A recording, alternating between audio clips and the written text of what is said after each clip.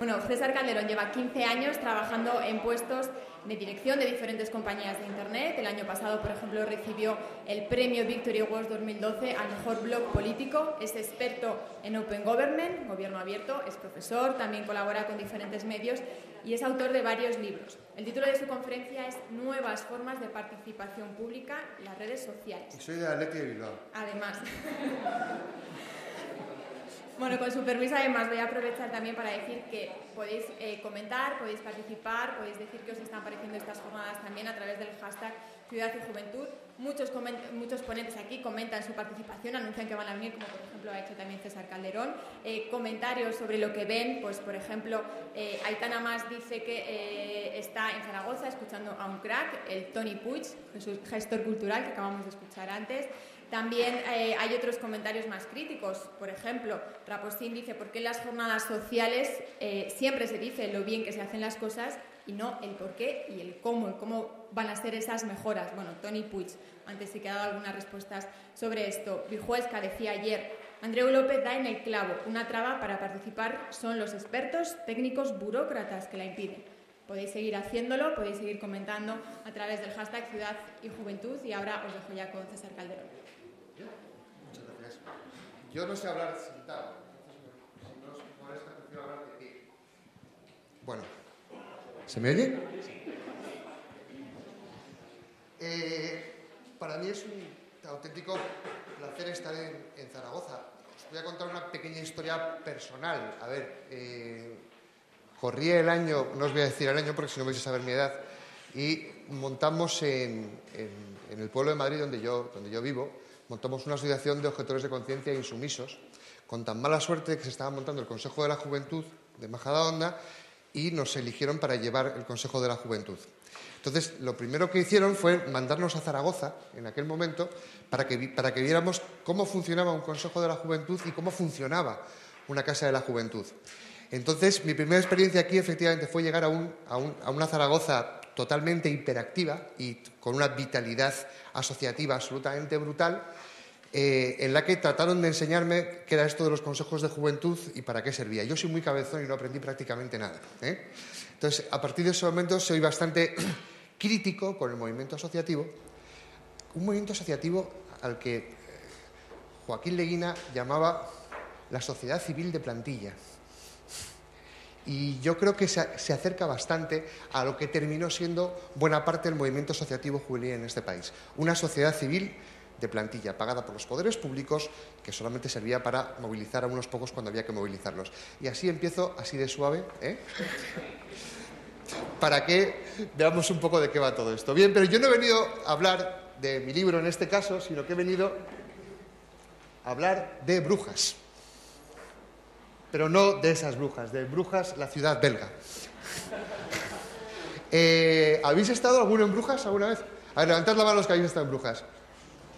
¿Todos habéis estado en Brujas? Bueno, que levanten la mano quien no haya estado en Brujas. Vale. Esto es maravilloso. A ver, ¿alguno que haya estado en Brujas?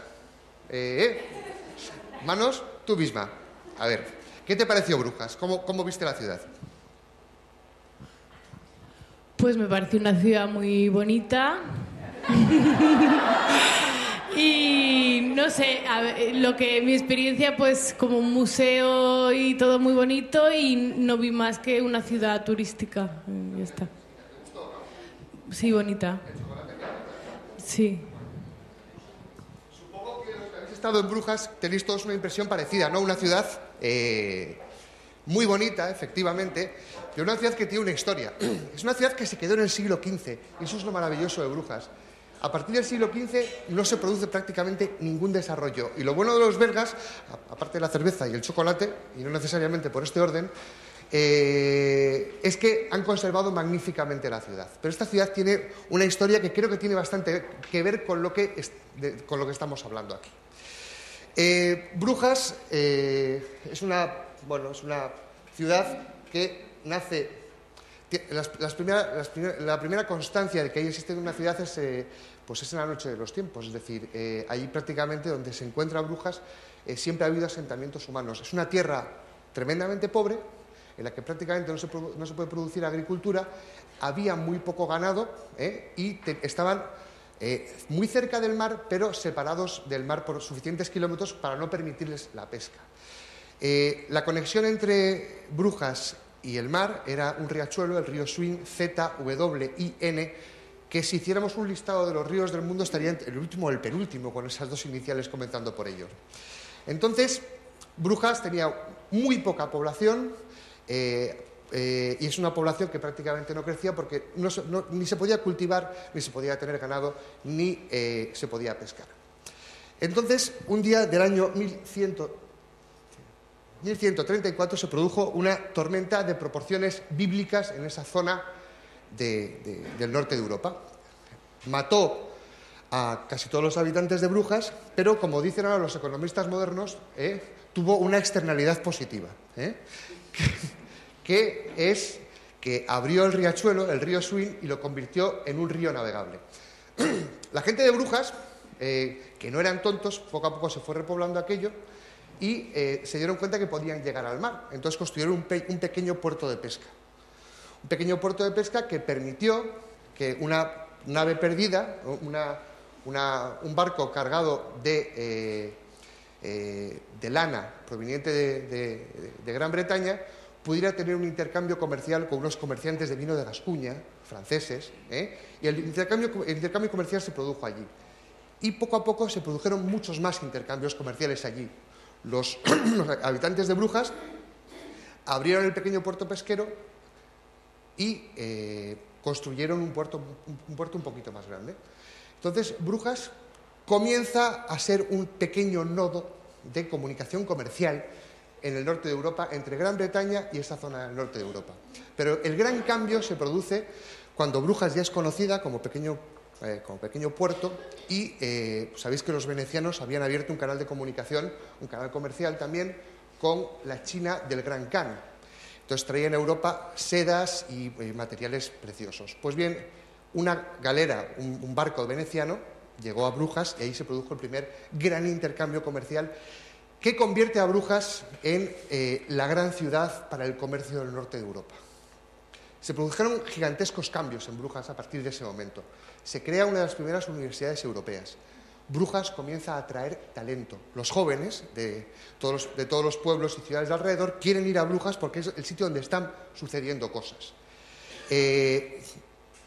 Pasan muchísimos tipos de gobiernos por Brujas, pero esencialmente no cambia. Es decir, allí se sigue produciendo riqueza y conocimiento. Para que os hagáis un poco la idea de la potencia de Brujas, en aquel momento la mujer que se consideraba la más elegante de Europa, que era la reina de Francia, fue de visita a Brujas y se quedó absolutamente deprimida viendo que cualquier mujer de cualquier burgués comerciante de Brujas vestía de forma mucho más elegante que ella. Pero, como todas las historias de Brujas acaban mal, esto no puede terminar bien. El río Swin se va cegando poco a poco, ya no, los barcos de gran calado no pueden pasar por ellos y Brujas es sustituida por la ciudad de Amberes como gran puerto comercial. Y Brujas se queda tal y como la habéis visto, en el siglo XV, con sus calles empedradas, con sus ricas casas de burgueses, pero no se produjo ningún tipo más de avance y por eso la veis tal y como está. Yo creo que esto de Brujas tiene bastante que ver con lo que está pasando en nuestra sociedad tras la llegada de Internet. Internet está suponiendo una auténtica catástrofe, como una gran tormenta en las formas de construcción social que tenemos a nuestro alrededor, en la forma en la que nos relacionamos, en la forma en la que hacemos política, en la forma en la que nos dirigimos a la gente, en la forma en la que aprendemos, en la forma en la que nos movilizamos. Todo esto está cambiando y podemos hacer dos cosas. O hacemos como los pequeños burgueses de Brujas, que lo aprovechamos, o si no, nos pasará como a Brujas al final, que habrá un Amberes a nuestro alrededor que sí van a saber aprovechar todos estos cambios. Entonces, si os parece, voy a comenzar con esto de los cambios, ¿no? Estamos en el nacimiento de un nuevo tiempo. Un nuevo tiempo en el que hay algunos cambios. Esta es la portada de la revista Time, yo creo que es la más repetida en todas las presentaciones de PowerPoint del mundo, que es un récord. Entonces, ¿qué cambia con esta llegada, con esta gran tormenta que es Internet a nuestras ciudades? Internet coloca al ciudadano en el centro. Y esto es importante, es decir, los que venimos de la militancia política o la militancia social, entendíamos una sociedad en la que estaban los gobiernos, estaban los intermediarios sociales clásicos y estaban los ciudadanos.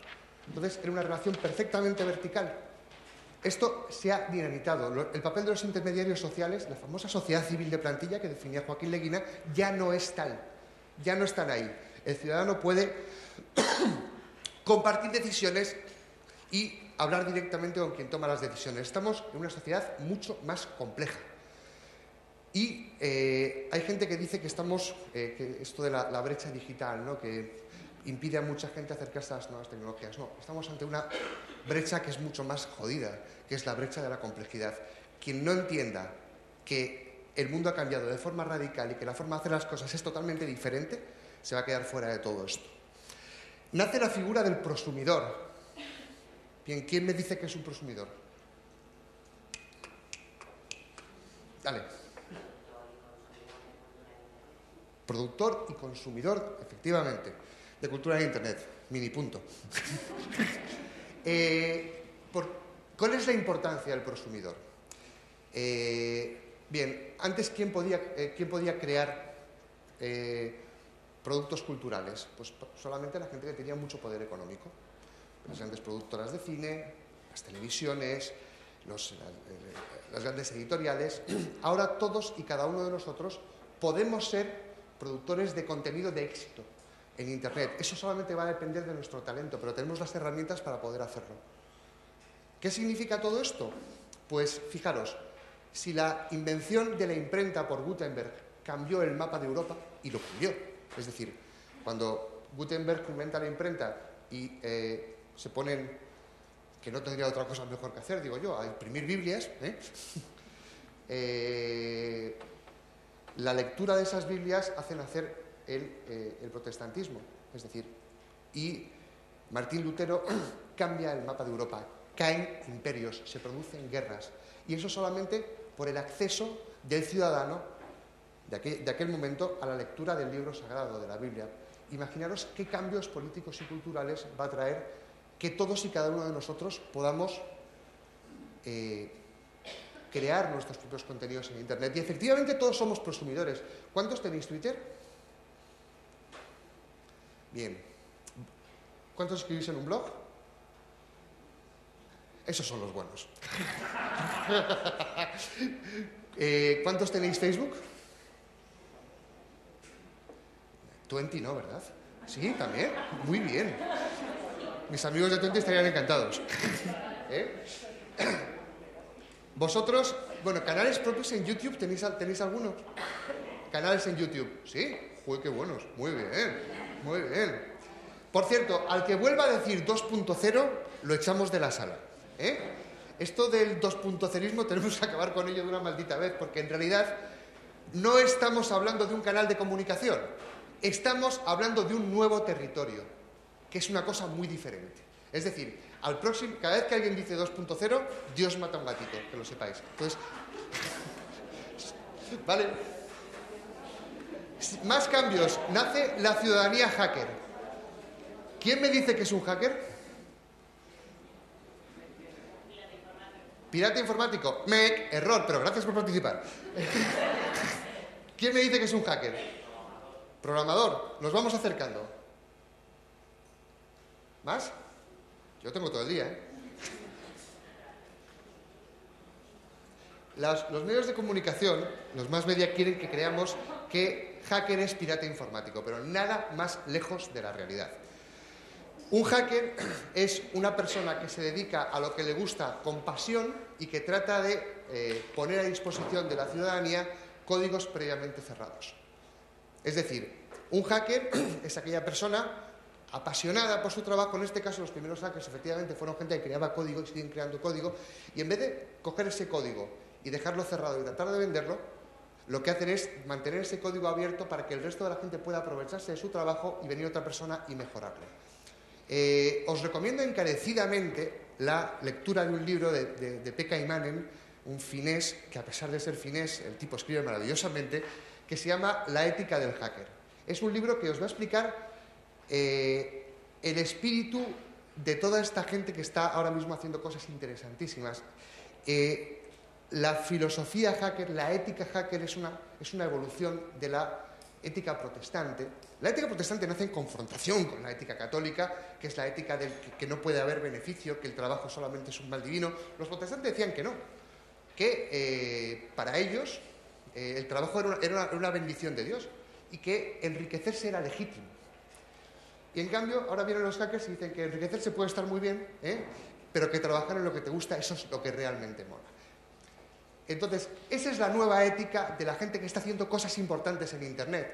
Esa es la nueva ética de la gente que dedica horas y horas y horas a crear códigos, como por ejemplo el de Linux, que ahora mismo permite que mucha gente en países del tercer mundo tenga un sistema operativo gratuito a su disposición. Esos tipos están cambiando la faz de la Tierra.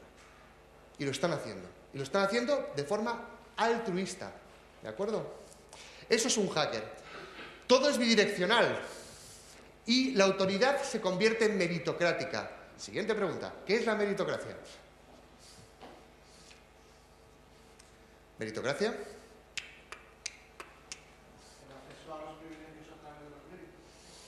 No vamos mal.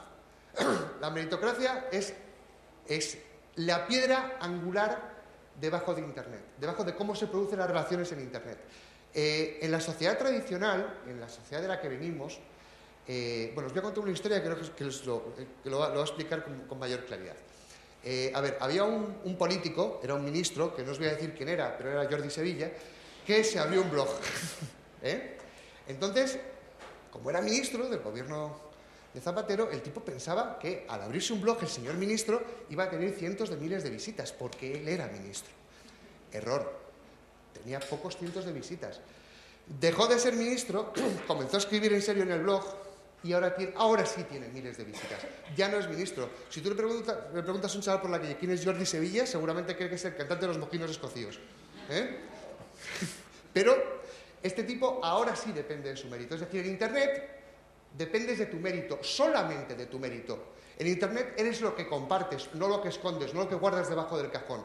Y tu capacidad de llegada en la red va a depender exactamente de tu mérito. Si lo confrontamos con el mundo político, había un viejo político español, que no os voy a decir quién era, pero era Alfonso Guerra, que decía que el que se mueve no sale en la foto, ¿verdad? Bien, pues en Internet eres lo que compartes. Eso es la meritocracia, ¿de acuerdo? Nace la conversación global y las organizaciones comienzan a utilizar herramientas de la web 2.0. Vamos a volver un momento a esto de los intermediarios sociales tradicionales. El principal es la prensa, pero podemos hablar de partidos políticos, podemos hablar de sindicatos, podemos hablar de asociaciones juveniles, podemos hablar de muchos estamentos que se colocaban entre el gobierno y los ciudadanos. Pero el principal es la prensa. A ver, antes, ¿qué tenía que hacer hace 20 años? ¿Qué tenía que hacer un gobierno municipal o una casa de juventud o un gobierno nacional para que su mensaje llegara a los ciudadanos? Pues tenía que hacer una cosa muy sencilla, que era llamar al medio de comunicación de turno, convocar una rueda de prensa y, a ser posible, salir en la tele. Entonces, una vez que salías en la tele y salías en el Heraldo, ya tenías asegurado que la gente, o por lo menos la gente que te interesaba, ya conocía y iba a saber lo que tú estabas haciendo. ¿Qué sucede? Fijaros en esas dos gráficas que creo que son realmente interesantes. Los diarios españoles perdieron en 2011 un 20,4% de sus ingresos publicitarios. Y esos ingresos que perdieron en el papel no les están llegando por Internet. Hay menos gente que lee los diarios. El papel de los diarios tradicionales no es el de los años 80 ni el de los años 90. Se están quedando solamente para una élite. Y la gráfica importante es esa otra. Esa es la edad de quien está consumiendo televisión. Claro, antes decías, si sales en la tele lo tienes todo hecho, vas a llegar a todo el mundo. Cuidado. A partir de los 27, 28, 29 años, efectivamente, esa franja comienza a ver televisión. Pero si quieres llegar a los más jóvenes, la gente que está entre 13 años y 21 prácticamente no ve la televisión. Y los que consumen televisión lo consumen de una forma muy diferente a como lo hacía mi vieja generación. Ellos tienen la televisión al fondo del sofá, al fondo del salón de casa de sus padres, que es donde viven y donde van a seguir viviendo durante bastante tiempo con esta crisis, y están consumiendo televisión con el portátil en las rodillas, mientras están chateando con amigos o están viendo alguna serie. Es decir, ya como organización social, como ente público, no te vale con colocar un anuncio en el Heraldo, con hacer una rueda de prensa o con salir en Aragón Televisión. Tienes que hacer muchas más cosas. Pues eso mismo le está pasando a los partidos políticos, a los sindicatos, a las organizaciones juveniles, a las organizaciones sociales, y hay que ver un poco en qué consiste esto y cómo poder superarlo. Pues bien, tampoco estamos en el mundo mágico del 2.0ismo maravilloso. Es decir, la democracia está retrocediendo en todos los continentes. Hay regímenes que aunan lo peor del liberalismo económico con el autoritarismo político. La democracia, el republicanismo o la democracia liberal está en retroceso en todos los continentes. Es decir, no están creciendo los países que tienen libertades, van para atrás. Freedom House, que no son especialmente ningún dechado de progresismo, que son una organización norteamericana, de hecho bastante conservadora, dijo que hubo 4 veces más países que sufrieron deterioro de sus derechos políticos que los que experimentaron mejoras. Y entonces, una vez que tenemos claro todo esto, esta situación social que tenemos a nuestro alrededor, hay que buscar soluciones, ¿verdad? Y habría que comenzar a buscar algún tipo de solución. Entonces, yo quiero traeros y os he traído algunas ideas sobre gobierno abierto. No soy un fan de Barack Obama, quiero decir, sus políticas me parecen algunas interesantes, otras nada, pero este tipo, en su primera campaña electoral, dijo que quería hacer una cosa que se llamaba el gobierno abierto. Entonces, los freaks de la época, dijimos, ¿qué coño es esto del gobierno abierto? Pensamos que era un claim de campaña electoral, porque no sé si conocéis una serie que se llama Sí, Ministro, de los años 70 británica. ¿La habéis visto alguno? ¿No? Pues el primer capítulo se llamaba Gobierno Abierto y era exactamente todo lo contrario. Entonces éramos bastante críticos con todo esto. Pero claro, el primer día que llega Barack Obama a la Casa Blanca lanza un manifiesto en el que dice 3 cosas. Dice, el gobierno debe ser transparente, el gobierno debe ser participativo y el gobierno debe ser colaborativo. Y no solamente lo escribe, sino que lo pone en marcha. 3 ejes del gobierno abierto. Primero, transparencia. La mejor definición la ha dado un profesor de la Universidad de Deusto, que es amiguete, Chipi, en Twitter para los amigos, Pablo Garayzar para su madre, que dice que todos los datos producidos por las administraciones públicas son datos públicos, porque los hemos pagado con nuestro bolsillo. Salen de nuestros impuestos. Por lo tanto, las administraciones públicas tienen que hacer devolución de esos datos a la ciudadanía, para que hagamos con ellos lo que nosotros queramos.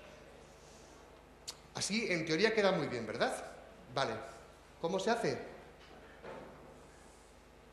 No. Ahora os cuento. Vamos a ver después cómo se hace. Antes he querido meter, como estamos con el eje de la transparencia, he querido meter un par de diapositivas y os voy a proponer un pequeño juego, ¿vale? Vosotros habéis visto que los políticos solamente hablan de transparencia, ¿verdad? La transparencia no sé qué, la transparencia no sé cuántos, la ley de transparencia, Pues bien, fijaros. El País. Urdangarín. La infanta estaba en el Instituto NOS por transparencia. ¿Alguien entiende algo? Pues bien, a pesar de que es lo que digo Urdangarín, eso no es transparencia. Siguiente. Rajoy rectifica tras el caso Bárcenas. La ley de transparencia se aplicará también a los partidos. A pesar de lo que dice Rajoy, eso no es transparencia. Entonces yo os propongo un juego. ¿Qué os parece si cambiamos transparencia por berenjena? Fijaros lo que pasa. Urdangarín. La infanta estaba en el Instituto NOS por berenjena. frase es exactamente igual, no ha cambiado absolutamente nada. Es decir, os propongo que cada vez que veáis a un político o alguien en la televisión diciendo una frase que contenga transparencia, la cambiéis mentalmente por berenjena, y si sigue sin tener sentido es que tampoco merecía la pena haber puesto transparencia ahí. ¿De acuerdo? Entonces, este es el juego que os quería proponer. Se está utilizando en vano la palabra transparencia. Esto es una cosa muy seria. Es decir, y utilizar la bandera de la transparencia para tratar de ocultar excrecencias propias es algo propio de regímenes que, desde mi punto de vista, no merecen la pena. Entonces vamos a ver, ahora sí vamos a ver cómo se pone en marcha esto del primer eje de la transparencia. Bien, el primer gran plan de transparencia que se hace en Estados Unidos es recovery.gov, que está hecho con mapas GIS, o sea, es una cosa pesadísima. ¿En qué consistía todo esto? ¿Vosotros recordáis el famoso plan E de Zapatero? El plan aquel que se hizo por ayuntamientos para hacer obras públicas, etcétera. Vale. Pues el plan Recovery, que lo puso en marcha Barack Obama, fue el primer elemento donde trató de aplicar esta historia de la transparencia. No solamente hizo el plan, no solamente se hicieron las obras, sino que además creó una plataforma en la que cada obra, con bastantes campos de datos, estaba geoposicionada en un mapa GIS. Y te decía quién era el adjudicatario, cuánta pasta costaba, cuál era su desviación presupuestaria, etcétera, etcétera, etcétera. Con lo cual, cualquier ciudadano de un condado de Florida podía saber exactamente quién se había llevado 5 obras de su condado. Y esto, como decía aquel, dice, cuanto más te miro, te portas mejor. Pues esto es un poco lo que pasa, ¿verdad? Pues cuanto más observamos a los poderes públicos, mejor se portan. Y ese fue el primer gran plan que utilizó el geoposicionamiento de datos públicos. Pero no se quedó ahí.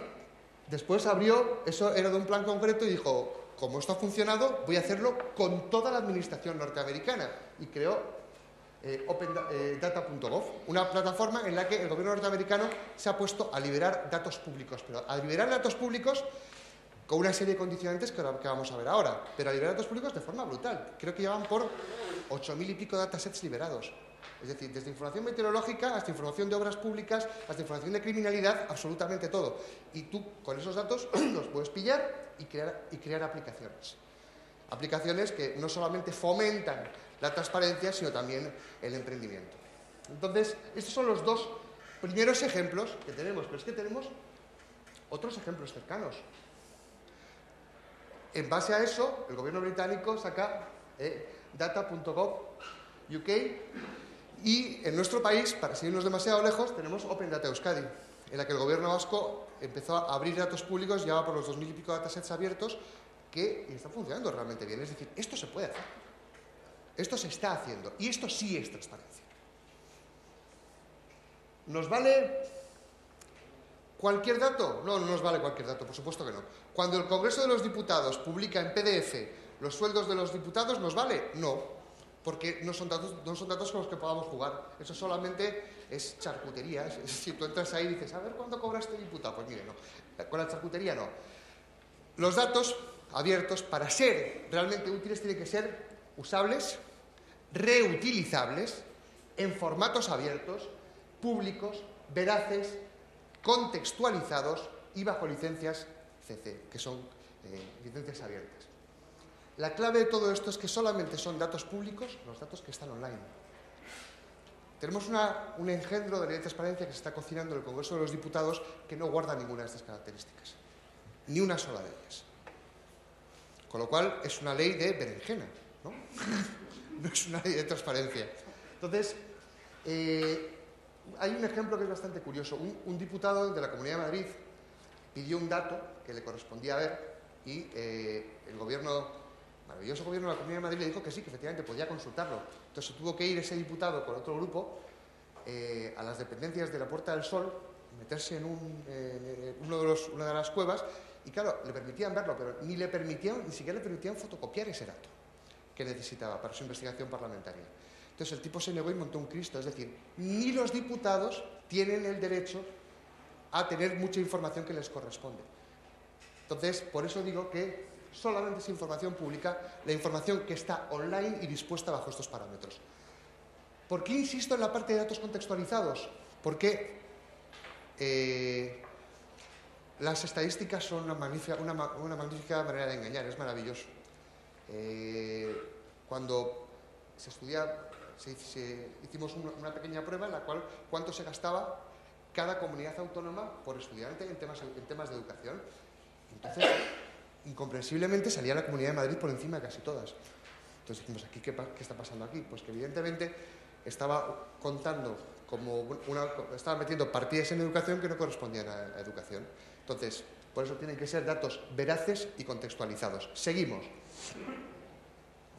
Participación. De esto sabéis bastante vosotros, ¿no? Pues la participación en Internet dice algo así como que los gobiernos deben aprovechar la inteligencia colectiva de sus sociedades, el famoso palabra del crowdsourcing, ¿vale? Las TIC permiten ya a los gobiernos abrirse a la participación real de los ciudadanos en todos los ámbitos, incluida la producción de leyes. Y vamos a ver algún ejemplo, es un ejemplo de producción legislativa que lo vi el otro día y lo considero bastante interesante. Es decir, en Estados Unidos un grupo de ciudadanos han creado una página mediante la cual se han traído todas las leyes, las han picado, las leyes se están produciendo en el Congreso y ahora tú puedes opinar sobre cada una de las leyes. Puedes decir si te gusta, si no, puedes hablar con el diputado de tu zona, etcétera, etcétera. Es decir, ¿qué quiere decir con esto? Que si los gobiernos no producen esta apertura, la van a producir los ciudadanos. No, de hecho ya la están produciendo. Pero donde quería ir es a esto de la nueva arquitectura de la participación. Volvemos de nuevo, si os parece, a Brujas, y pensemos que, claro, para los que venimos de la participación juvenil, en mi caso en aquel momento bastante radicalizada, y además desde un prisma absolutamente político, no entendemos lo que está pasando en Internet, cómo se participa en Internet, porque las reglas han cambiado, y han cambiado para todos. Fijaros, hemos pasado de las grandes causas a los problemas concretos. La gente en Internet no participa prácticamente en grandes causas. Conocéis a Mafalda, ¿verdad? Que quería la paz mundial. Bien, pues la paz mundial tendría muy pocos likes en Facebook en estos momentos. En cambio, arreglar una farola o un bache que está en vuestra calle, eso sí. Entonces, la gente participa más en problemas concretos que en grandes causas. Hemos pasado de la asamblea presencial a la participación asíncrona. ¿Por qué tenemos que reunirnos de 7 a 8 en un local oscuro para tomar una decisión en un momento determinado, prácticamente sin reflexionar, cuando podemos hacer todo el proceso previo en una página web en la que participemos cuando queramos? Sí, efectivamente, el momento del voto puede ser cuando estemos todos juntos, pero la parte deliberativa la podemos alargar en el tiempo. Hemos pasado de las masas a la microsegmentación. Si veis las últimas campañas sociales y campañas políticas en Estados Unidos, ya la utilización de los más media como la televisión o como los grandes periódicos es mínima. Gracias a la microsegmentación se dirigen a los ciudadanos concretos. Hemos pasado de la reivindicación a la co-creación. Hemos pasado, bueno, esto es un wannabe, ¿no? Queremos pasar de los hiperliderazgos a la meritocracia. Y queremos pasar de las comisiones cerradas al crowdsourcing. Esa es la nueva arquitectura de la participación. Si no entendemos que la forma de participar de los más jóvenes ha cambiado con Internet, jamás vamos a poder ser eficientes con ellos. ¿Vale? Bueno, pues ejemplos de participación. Os voy a dejar la presentación. O sea, como vamos a ir un poquito más rápido, voy acortando. Son ejemplos de páginas de participación. Claro, y ahora viene esto que dices, aquello de... ¿y la gente por qué no participa? Que decir, hemos abierto una página estupenda, ¿no? Como la que abrió en su día el gobierno vasco, Irekia, una página de participación en la que tú podías dirigirte a cualquier miembro del gobierno vasco directamente y decirle qué estaba pasando, qué te parecía lo que estaban haciendo, sugerirle cosas. Y la gente no participaba. ¿Por qué? Pues yo creo que de ese problema también tenéis vosotros bastante idea, ¿no? Es decir, ¿por qué la gente no participa? ¿Por qué la gente no se asocia? Pues yo creo que hay primero un problema de credibilidad, es decir, no creemos que sea útil participar en ese tipo de cuestiones porque no creemos en este tipo de cosas. Después hay otro problema, es decir, si los gobiernos, si la gente que estáis en lo público o todos pensamos que la participación es un estado del alma, lo tenemos jodido, porque no es así. La participación no es un estado del alma, es una gimnasia. Y es una gimnasia que hemos practicado en muy pocas ocasiones en este país. ¿Qué pasa normalmente cuando un gobierno, incluso con la mejor voluntad, abre un proceso participativo en la red sobre un problema concreto? Que tienes 3 momentos. Primero llegan los del partido contrario, a joderte la vida. Después llegan los del que hay de lo mío, que hay de mi subvención, que hay de mi tal, que hay de... Y en tercer lugar, si somos consistentes, llegarán los ciudadanos. Todavía no he conocido un solo gobierno que sea consistente. Es decir, se quedan en la segunda fase, se aburren y lo cierran. ¿Vale? Y el tercer ejemplo, la colaboración. Esto es hablar de colaboración entre administraciones públicas en este país es casi como una quimera, ¿verdad? Pues, ¿por qué no empezamos por algo realmente sencillo? Fijaros. ¿Cuántos tenéis iPhone? Levantad la mano. ¿Android? ¿BlackBerry? Hay una con BlackBerry. Noticia, muy bien. A ver, es magnífica la BlackBerry. Magnífica para... no sé. A ver, hay una cosa que coincide en estas 3 plataformas tecnológicas. Tenéis una tienda con aplicaciones, ¿verdad? ¿Vale? Tú te conectas a tu tienda de aplicaciones y te puedes bajar o de pago gratuitamente algunas aplicaciones, ¿verdad? Pues siguiendo este principio, el gobierno norteamericano montó apps.gov, en la cual es una tienda de aplicaciones públicas, para organizaciones públicas, en la que tú puedes entrar y descargar aplicaciones para tu ayuntamiento, puedes descargar aplicaciones para tu servicio, para lo que te dé la gana. Con una condición. Es decir, si tú quieres beneficiarte de todo esto, tienes que también colaborar de muchas formas. La forma que puedes colaborar, la mejor, es subir tu propia aplicación. Claro, tiene que ser una aplicación construida en software libre.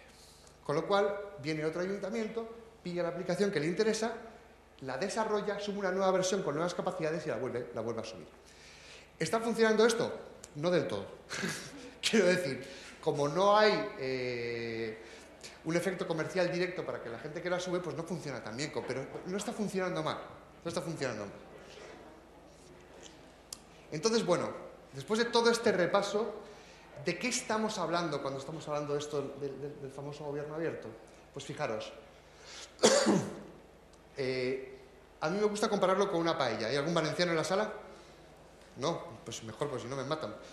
¿Qué es esto del gobierno abierto? Fijaros, es como una paella, es decir, a una paella le podemos echar pollo, le podemos echar marisco, pero hay una cosa que no puede faltar, que es el arroz, ¿verdad? Si no, no es paella. Pues a esto del gobierno abierto le pasa exactamente lo mismo, es decir, le podemos echar cambio organizativo, voluntad de servicio, transparencia, cambio en las formas de relación, colaboración, participación, pero le tenemos que echar básicamente actitud. Una nueva actitud, que vamos a ver ahora en qué consiste. Fijaros. Cambio cultural, de la administración tautológica a la finalista. Tengo amigos que trabajan en la administración pública y se creen que el procedimiento es todo. Si el procedimiento no está bien iniciado y bien terminado, no pasa absolutamente nada. Pues es la famosa pescadilla que se muerde la cola. Y hay que volver a los orígenes de lo público. Cuando oigo en los medios de comunicación a alguien hablar de la defensa de lo público, me llevo la mano a la cartera. Porque los que queremos en lo público no tenemos que estar a la defensiva, tenemos que comenzar el contraataque de una maldita vez. Es decir, si seguimos defendiendo lo público, seguiremos perdiendo. Hasta que no pasemos al contraataque y creemos nuevos espacios públicos, no podremos volver a ganar esta batalla cultural que estamos perdiendo. El verdadero objetivo, atentos a la frase, el verdadero objetivo de la administración pública es, redoble de tambor, servir al ciudadano. Toma. La administración pública ha cogido vida propia y parece que tiene sentido en sí misma. Es la famosa pescadilla que se muerde la cola. Segundo cambio, reingeniería de procesos. El gobierno abierto no consiste en tecnificar procedimientos anteriores. Nuestra administración pública, sus primeros ejemplos nacen en el siglo XIX. Las cosas en el siglo XIX eran un poco diferentes a las que tenemos ahora, ¿verdad? Entonces, si cogemos un proceso administrativo creado en el siglo XIX y lo metemos en Internet, probablemente salga el famoso pez con 3 ojos de los Simpson, que es lo que estamos ahora mismo sufriendo en muchos sitios. Es decir, tenemos que ser capaces de repensar los procedimientos de la administración pública, cambiarlos, no aplicarlos directamente, sino ser capaces de repensarlos. Dicen que 5 minutos, acabo rápido. Cambios organizativos. Cambio en las formas de relación. A ver, ¿cómo nos relacionamos entre nosotros? Yo últimamente, básicamente por WhatsApp, y no quería, pero me han metido en no sé cuántos grupos y al final me paso todo el día hablando con los amigos por WhatsApp. Nos hablamos por WhatsApp, por teléfono, nos mandamos correos electrónicos, alguno todavía manda SMS, mi padre me manda SMS. ¿Y cómo se relaciona la administración pública con nosotros? Carta certificada con acuse de recibo. Y cuidado, que como el desconocer las normas no te exime de su cumplimiento, tienes que leerte todos los días el BOE completo. Es decir, fijaros, el ejemplo más claro es este. El ejército, es de hace 2 años, el ejército jubila a las últimas 300 palomas mensajeras alistadas. La de la derecha tenía grado de sargento mayor. Es decir, vamos a comenzar a repensar la forma en la que las administraciones públicas nos relacionamos con los ciudadanos. No puede ser que haya esta gigantesca distancia. Entonces, sobre todo, cambio de actitudes. ¿Qué actitud? Pues fijaros, escuchar. Esa es la actitud básica. ¿Qué dicen los ciudadanos? ¿Qué les preocupa? ¿Qué necesitan? Solo si sabemos lo que necesitan, a los que servimos podemos servirles bien. Esa es la clave del gobierno abierto, escuchar al ciudadano. Y bueno, esto es...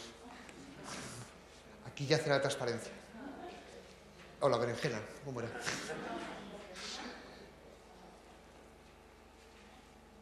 Y la ponencia se llamaba Tiempos Nuevos, Tiempos Salvajes. Y sabéis por qué es, ¿no? Porque por todo lo que hemos hablado.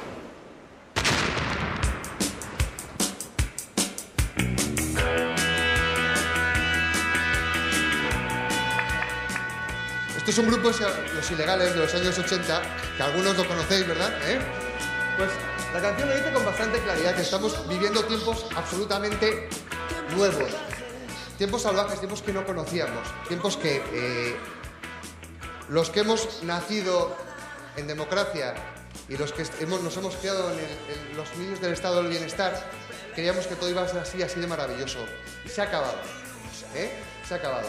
Y o somos capaces de comenzar a trabajar de forma diferente y a luchar de forma diferente, o van a acabar con todo esto y van a acabar con nosotros. Es decir, cambiemos, hagamos las cosas bien y comencemos a hacerlo ya. Yo termino, muchísimas gracias y me pongo a vuestra disposición.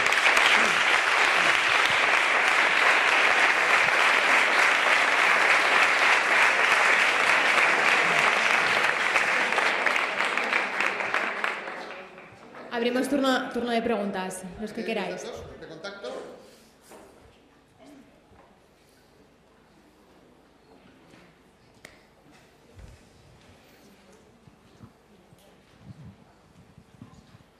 Hola, buenas. Muchas gracias por tu exposición. Ha estado muy bien. Yo trabajo en una casa de juventud de hace poquito, me llamo Diego.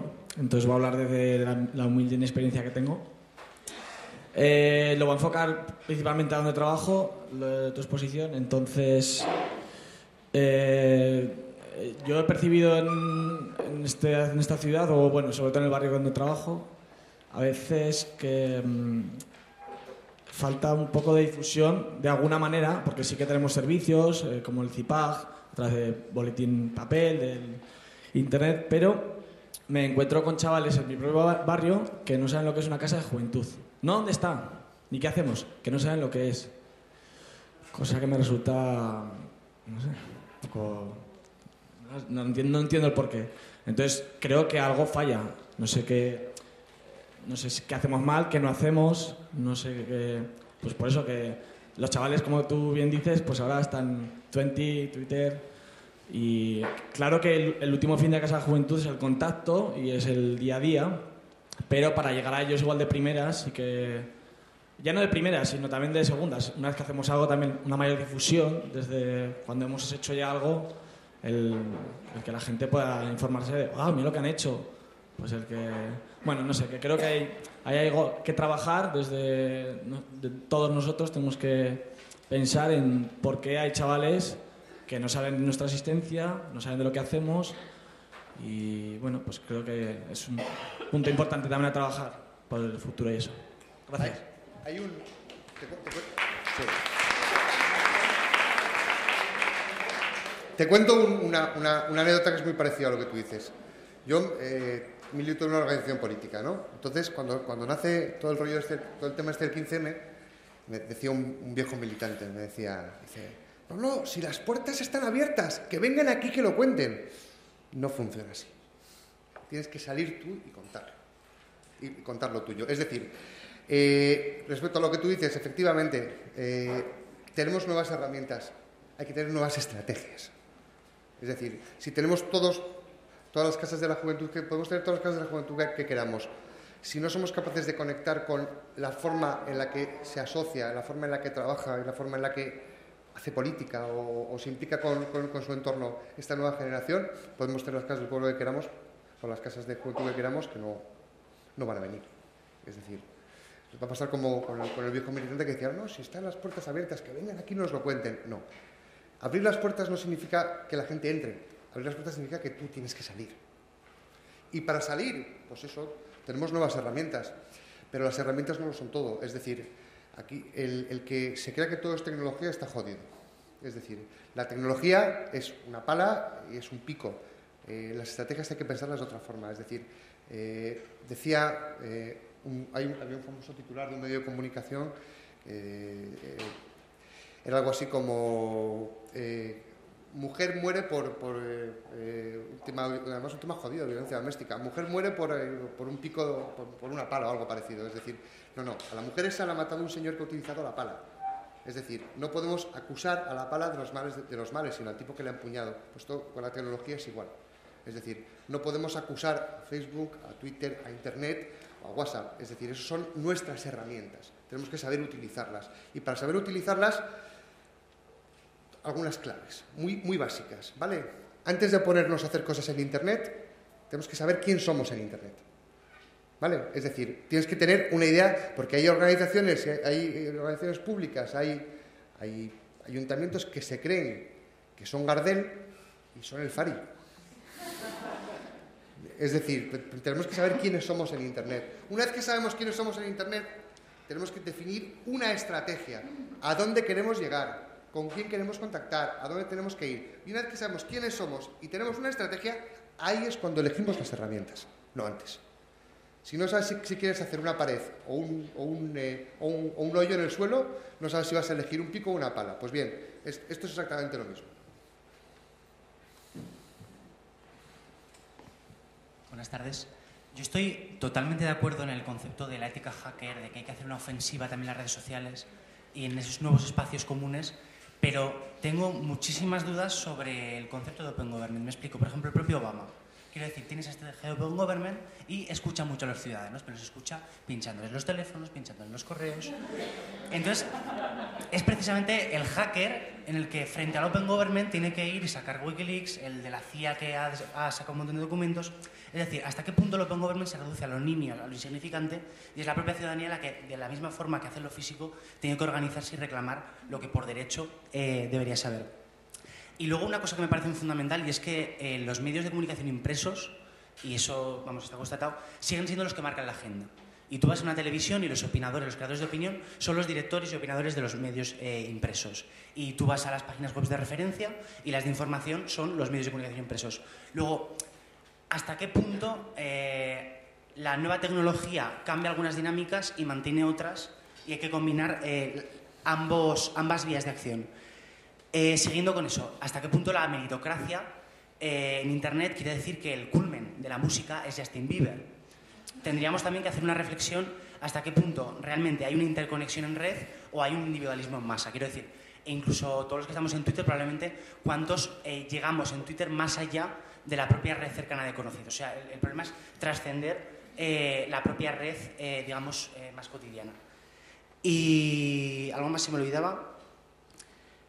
No hay que, yo creo, mitificar tampoco las redes sociales, porque lo que importa son las competencias para darles un uso. Quiero decir, la mayoría de la gente en Internet lo usa para redes sociales y es una minoría la que siquiera se informa, con información, con noticias. Luego, si queremos construir una ciudadanía digital, una ciudadanía capaz de ejercer sus derechos, hace falta una capacitación y unas competencias mucho mayores y que a día de hoy son una minoría absoluta.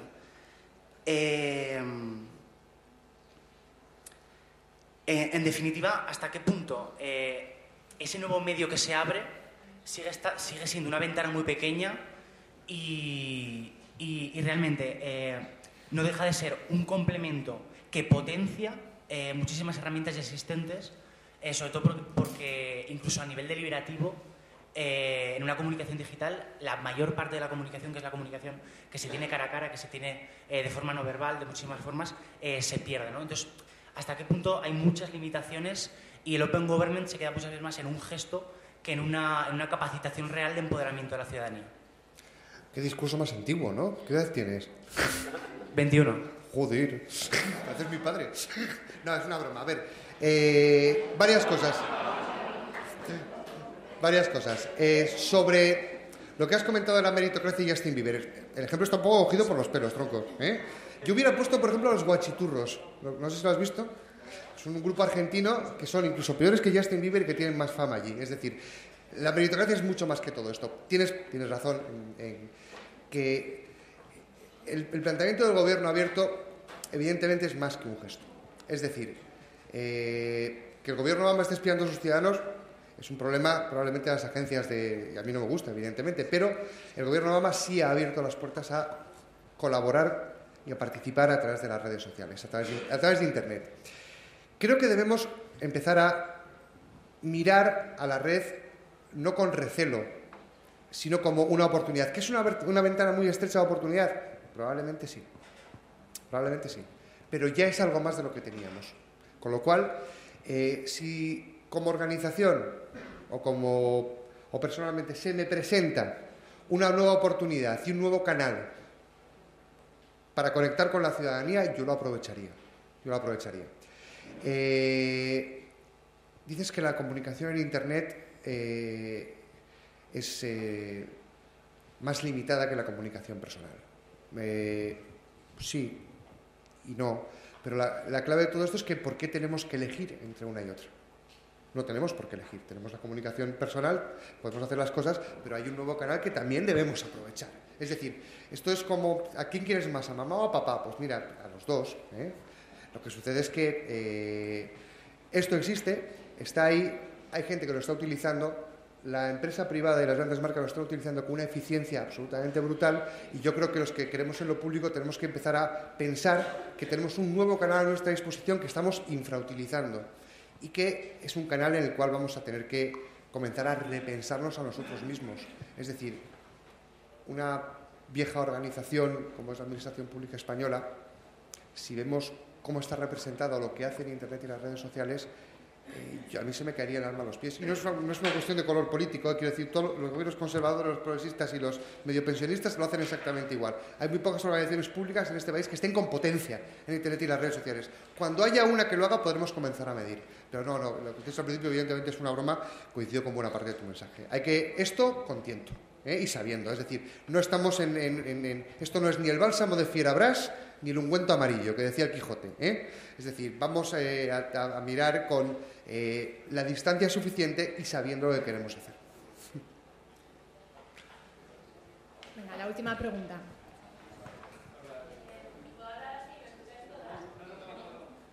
Es que así me iba a poner más nerviosa. Nada, solo que primero recalcar que porque una persona sea joven puede tener un discurso político bastante desarrollado y profundo y es bastante normal. Y luego, dos apreciaciones. Una, me da bastante inseguridad el que se tome el modelo americano como base y como algo de seguir, ya que es un modelo que está permitiendo que los índices de pobreza en su país estén aumentando de forma vertiginosa y que la desigualdad social también. Eso para empezar. Y luego, también la valoración de que las herramientas, tanto el uso de herramientas como las diferencias o la evolución, por así decirlo, del sistema político, del modelo político, por así decirlo, me suena tanto a conceptos de marketing comercial que me da algo de miedo. Por ejemplo, la microsegmentación es un concepto que me gustaría que hubieras desarrollado un poco más, ya que considero que tiene varias críticas y que además puede recaer en una derivación de, como ha dicho Relova, de conocer más al usuario por crearle un perfil y por querer adaptar más individualmente la política que realmente hacer una política social. O sea, basada en conseguir el voto de ese determinado usuario porque le estoy creando un perfil y le voy a decir exactamente lo que quiere, que voy a hacer un programa, una serie de políticas que busque un sentido social y un bien común. ¿Y la pregunta era? Y sí, la pregunta es más sobre por qué se parece tanto al marketing comercial. A ver, sobre... breve. Quedamos sin tiempo, sí. No tienes razón. No, es una broma. A ver, sobre el tema de Estados Unidos. Seré extraño. Seguramente seré un tío muy raro. Pero, desde mi punto de vista, si hay ahora mismo un gobierno en el mundo que está haciendo políticas de progreso aceptables y que está cambiando la realidad de muchísimos ciudadanos, es el gobierno de Estados Unidos. En Europa no tenemos ni un solo gobierno que esté cambiando la realidad realmente existente de la ciudadanía. Y el gobierno de Obama está haciendo cambios, y está haciendo cambios positivos. Sobre la microsegmentación, yo creo que hay un debate interesante sobre la microsegmentación. Si la observamos solamente desde el punto de vista comercial, de conocer los gustos y los intereses del ciudadano para poder venderles mejor, tenemos un problema. Hay microsegmentación también social, es decir, ¿por qué no vamos a preguntarle a una persona, a un ciudadano, cuáles son sus gustos, en dónde quiere participar y cómo quiere hacerlo para poder ser mucho más eficientes? Esto es poner puertas al campo. Esto ya existe. Y los que creemos en lo público tenemos que comenzar primero a reconocer que existe y comenzar a utilizarlo. ¿Que produce miedo? A mi abuela le daba miedo la televisión. Porque decía que no tenía mucho sentido que aquel señor se metiera en el salón de su casa.